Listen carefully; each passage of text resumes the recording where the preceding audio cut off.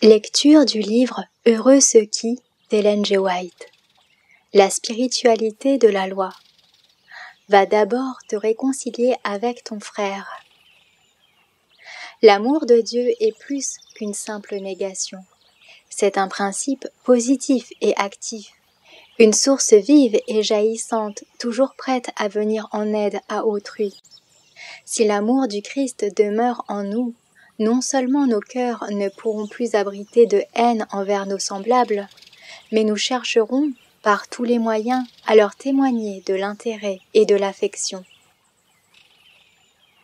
Jésus a dit : « Si donc tu présentes ton offrande à l'autel, et que là tu te souviennes que ton frère a quelque chose contre toi, laisse là ton offrande devant l'autel, et va d'abord te réconcilier avec ton frère, puis viens présenter ton offrande. » L'offrande de celui qui se présentait devant l'autel était un acte de foi, par lequel il déclarait croire qu'en son Sauveur, il avait part à la miséricorde et à l'amour de Dieu.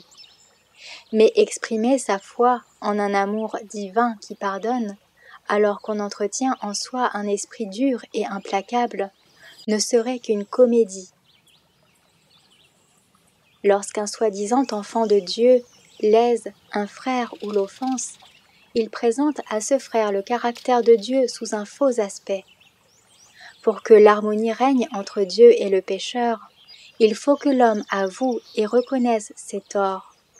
Il est possible que notre frère soit plus coupable à notre égard que nous ne le sommes vis-à-vis de lui. Mais cela ne diminue en rien notre responsabilité. Si, au moment de nous présenter devant Dieu, nous nous souvenons que quelqu'un nourrit envers nous quelque rancœur, laissons là notre requête ou notre action de grâce et allons trouver la personne avec laquelle nous avons eu un différend. Confessons-lui humblement notre faute et demandons-lui pardon. Si, d'une manière ou d'une autre, nous avons lésé quelqu'un, nous devons réparer nos torts. Avons-nous, sans le vouloir, porté un faux témoignage, répété inexactement les paroles de quelqu'un, ou d'une façon quelconque porté préjudice à son influence? Si oui, allons auprès de la personne en question et rétractons toute déclaration calomnieuse.